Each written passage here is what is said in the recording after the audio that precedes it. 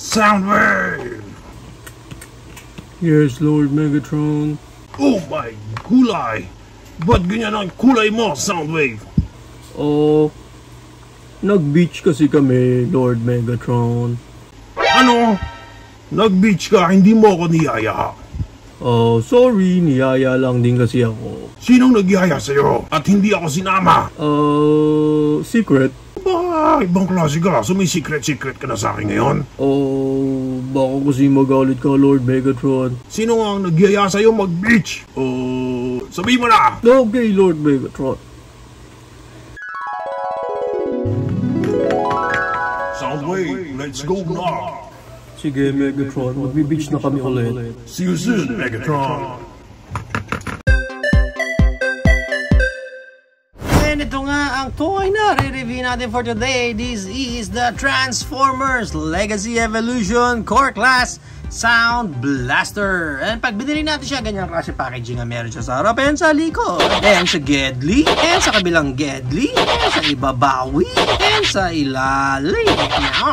And pag na-unbox natin siya, nandito muna yung letter sa atin ni Hasbro.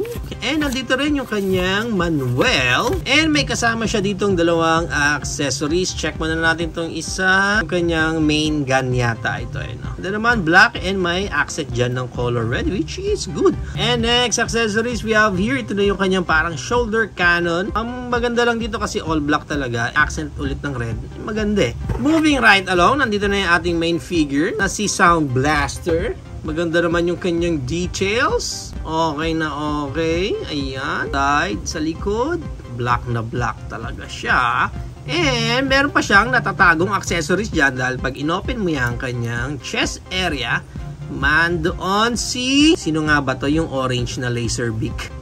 Parang si Laserbeak din siya pero color yellow nga lang. Actually itong chest area niya, ano pala, transparent pala to na purple, which is good. Ang ganda. Ang ganda nung effect niya na yan. Para sa articulation netong Sound Blaster natin ito, sa head niya may look up siya. Ang ganda yung look up niya pero parang lumulubog lang yung ulo niya. Wala siyang any look down and then naro-rotate naman yung head niya na yan. Meron siyang Creed moment. Ganyan lang kataas and ball jointed naman yan, so naiikot yan dyan and may mga articulation pa yan. Pagdating sa bicep niya, wala siyang any articulation pero yan ang kanyang elbow bent and ball jointed, so naiikot din yan. Pagdating sa kamay, wala nang any articulation dyan. Sa waist niya, wala din siyang any waist articulation. Legs niya, yan ang kanyang Van Damme split. And yung kanyang high kick, konti lang kasi nakaharang na tong skirt niya na hindi rin na-articulate. Ganon din yung back kick niya, halos wala siyang back kick kasi nga nakaharang itong kanyang back skirt. Knee bend, ganyan ang kanyang knee bend. And meron siyang rotation dito sa kanyang thigh. Pagdating sa paa, down meron. Para sa transformation mamaya. Pero yung tiltage niya, konti lang din yung nagagawin. Now, para sa kanyang mga accessories, first, ilagay muna natin itong kanyang shoulder cannon or shoulder blast. Dito lang siya pwede ilagay eh. Diyan lang siya merong peg. And yung kanyang blaster naman, pwede mo ilagay dyan sa kanyang kamay. Yan. So, yan ang pinaka-itsura niya. Itong blaster niya na to, pwede mo pang itago yan dito sa side niya. Gusto mo lang naman kung di niya gagamitin yan. Siguro. Ganyan. Now, para sa transformation ng Sound Blaster natin na to, gagawin natin is tanggalin mo muna yung cannon niya na yan. Then, yung head niya, rotate mo na lang. Then, dulubog siya ng paganyan. And then, yung hands niya, tago mo na. Meron din sa kabila, tago na natin yan. I-fold mo na ng paganyan, yung mga kamay niya na yan. And then, yung legs niya, rotate mo na paganyan, palabas naman. Yan, yung mga legs niya. And then, fold natin, paangat, paganyan. Then, may magpepeg naman siya yan dyan. Yan. So, ganun din sa kabila. Fold na natin ng paganyan. Yan. Magpepeg na yan dyan. And then, mga paa niya, fold natin pataas ang ganyan. Para siya magkakaroon ng sungay na radyo. Yan. And then, itong mga accessories niya, pwede mo na ngayon ikabit yan dito. Yan. Diyan mo pwedeng ilagay yan. And then, itong isa niya, nasa shoulder niya, pwede mo naman dito sa kabila. Yan. Okay.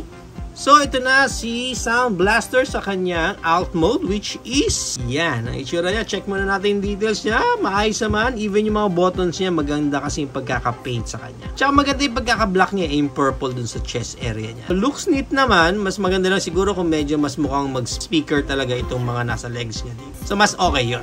Now, para sa height ng Sound Blaster natin na to, 3.5 inches. And i-compare pa natin siya sa ating core class Soundwave.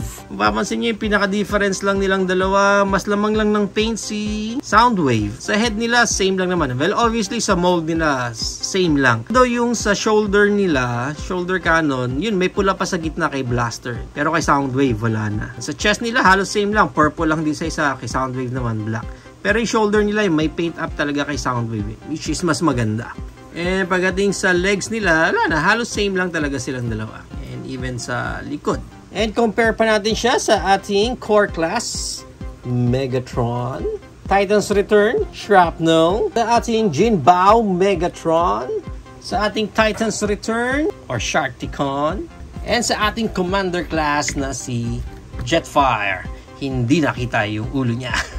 So, yan ang ating height comparison. If you are planning to buy this core class Sound Blaster, ang price range niya is around 800 pesos up to 1,200 pesos. Depende na lang again kung saan market kayo makakakuha ng specific copy nyo nito. There you have it now, guys. Ito na ang ating Transformers Legacy Evolution Sound Blaster. Ang black version ni Soundwave. What do you think of this core class? Is it a go for you or a no for you? Whatever that's, please comment it down below. But for me, I think kung hindi ka naman nagko-collect ng mga core class, I think easy pass na to sa iyo. Kasi meron ka naman ng regular version ni Soundwave, I think goods na to si Soundwave. But, yun nga, kung nagko-collect ka tulad ko ng mga core class, definitely this one is a must-have din sa collection mo. Especially, alam naman natin na Soundwave and Sound Blaster is two different characters na sila. Although sa cartoons, si Soundwave din siya kasi namatay nga siya tapos ni-revive lang siya. Anyway, for me, itong pinaka-core class natin dito na Sound Blaster, goods naman siya, maganda yung mga articulation niya kahit papano sa size niya, nagagampanan naman niya, kailangan niyang gawin, which is ma-entertain tayo sa kanyang looks and sa kanyang articulation. Pero speaking of articulation, yung common issue lang din talaga, especially pagdating sa mga core class, itong loose na legs talaga nila. Wala talagang super loose itong part na to. Other than that, this Sound Blaster is a good to go para sa akin collection.